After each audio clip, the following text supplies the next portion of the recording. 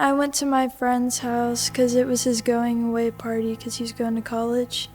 We went to go take my other friend home, and it was all of us. And I just remember we had the windows down, listening to music, and it was just a good time, and then everything just kind of went black.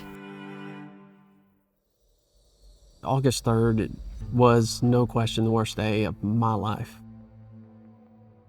To walk in and see your child in that condition, there's nothing that can prepare you for that. It was 5.5 hours of surgery, and that 5.5 hours felt like an eternity. Every time I heard a door open or I heard somebody walking down the hall, my heart would stop, and I just had this sick feeling like, all right, somebody's getting ready to walk through this door and tell me something that I'm not prepared to hear. There were 2 breaks. One area was a bigger break than the other. They fused her back pretty much from top to bottom. I just remember thinking, okay, this is going to be really hard. We called one of our really good friends at the Shepherd Center, who is actually a referral partner for us at Dream on 3, and I said, Kelly, I need your help.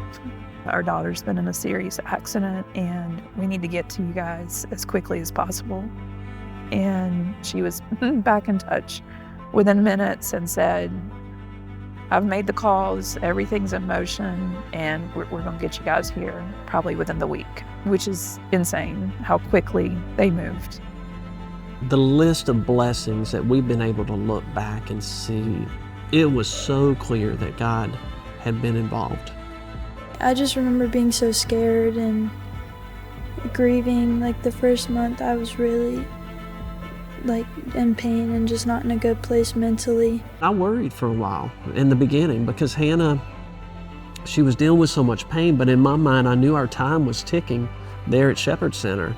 And I was like, man, I don't know if she's gonna bounce out of this enough to take advantage of this opportunity that we've got at Shepherd. And then something happened. And then it was like a switch flipped, and we started seeing Hannah again. I remember there was this one therapy that I went to where I figured out how to get into bed and get myself situated with pillows and stuff. And then right after that, I went into the room and I was like, Mom, I'm getting into bed, don't help me, I'm gonna do this. And from there, I think I just realized, I can do this. I can still do all the things that I want to do. And I'm lucky enough to have as much mobility as I do right now. So I'm going to work hard to be able to get independent and be grateful for what I have. The way she's handled it, she's grown so much emotionally, mentally, spiritually. She became this magnet inside the Shepherd Center of just love and kindness, and people just gravitate to Hannah. It's been really cool to see her character flourish. My mom, my dad, my sister, just people who have poured into me, helped me get up and go. There was times I was in bed and I was like, I'm not going. You can't make me go. No matter what you say, I'm not getting up. And then they would talk to me for a little bit, we'd cry, and then they'd help me get up and we'd go. She would not stay down too long.